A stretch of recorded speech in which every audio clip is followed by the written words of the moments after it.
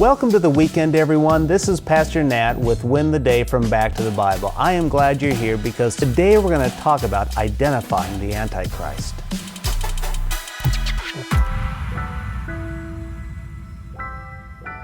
Franklin Delano Roosevelt, John F. Kennedy, Ronald Reagan, Barack Obama, Donald Trump. What do these people have in common? Now, if you said that they are former presidents of the United States, you'd be right.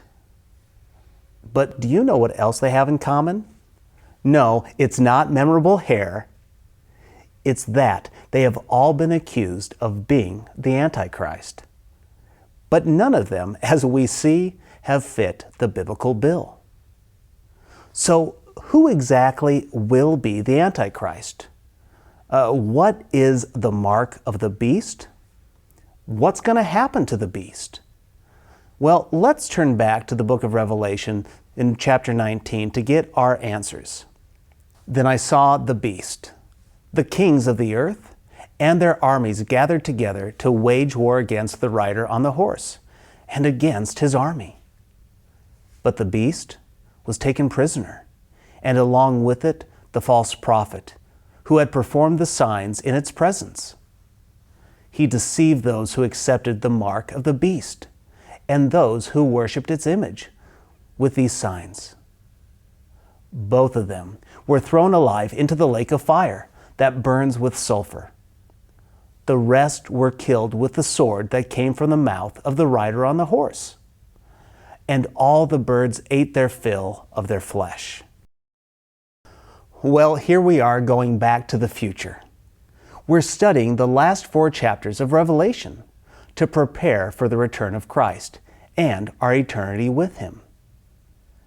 In the previous few verses, we have seen Christ and His heavenly army come from heaven to deliver judgment and establish Christ's rule. And then, in verse 19, we see that this judgment is met with opposition. The beast, the rulers of the earth, and their armies are prepared for battle. But Jesus came with the power of the sword of His mouth. In other words, the power of His word. The word that brought the universe into existence and even comfort the lost now brings death and judgment. Okay, but who exactly is the beast? Well, it's the Antichrist. Who is this false prophet?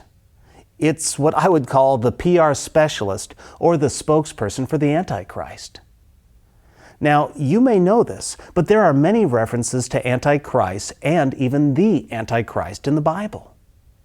The most notable is Revelation chapter 13, where the beast receives power from Satan and wages war against the saints. It's in chapter 13 we see the mark of the beast, which is 666. Now, to be honest, we don't know exactly who the Antichrist is, or even exactly what the mark of the beast is. We do know, however, that the Antichrist will overcome death. And this mark that he delivers and oversees, it will control currency and the power to buy and sell. And we do know that the mark is only given to those who will worship the beast. So again, who is the Antichrist?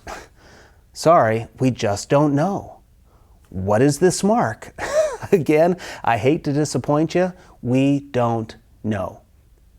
But what we can be sure of is that according to Revelation chapter 19, his rule will be short-lived. At the end, both the prophet and the Antichrist will be thrown into the lake of fire. The lake of fire, it's hell eternal. There's no escape. It is punishment for all eternity. The rest of the armies, they're killed. It is at this moment the unsaved are going to face judgment at the sheep and goat judgment. So, what's the moral of the story? The moral of the story, friend, is that Jesus wins. It's game over. That's why this is my challenge for you today. Keep going. Keep going. I get it. The last couple of years, they've been exhausting. And I get it. There's no end in sight. But we know from Revelation chapter 19 that in the end, Jesus wins. And we, as His people, we get to come alongside Him for a front row seat. Each and every day, we must exercise endurance and discipline. But the ultimate victory will come through the King of Kings and Lord of Lords. So let's keep going, because in the end, He will win the day.